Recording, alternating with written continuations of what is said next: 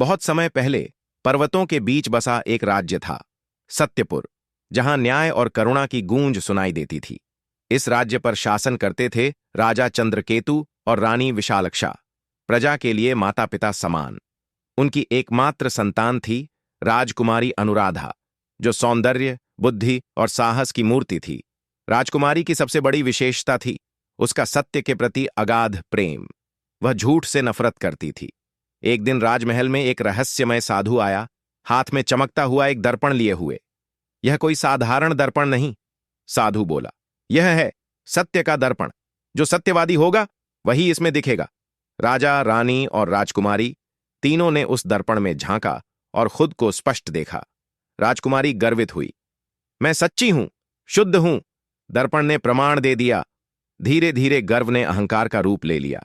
अनुराधा अब दूसरों की सच्चाई को दर्पण से परखने लगी। जिसे दर्पण में चेहरा नहीं दिखता, उसे वह झूठा और नीच समझती। करुणा की जगह अब कठोरता ने ले ली थी। राजा ने यह बदलाव देखा और चिंता में पड़ गए।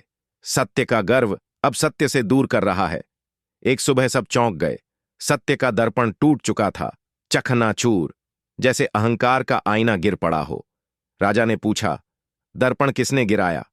अनुराधा ने सिर झुका लिया और सच छिपा लिया। राजा बोले, बेटी, अब तुम्हें सत्य की सच्ची परीक्षा देनी होगी। अपने भीतर झांकना होगा।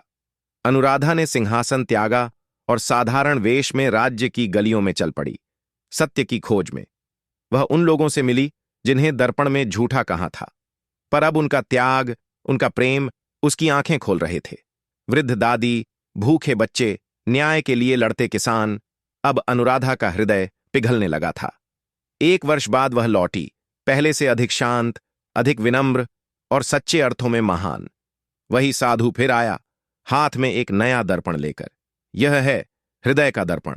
अब अनुराधा सच्ची उत्तराधिकारी थी, क्योंकि उसने जाना, सत्य देखना नहीं, जीना होता है।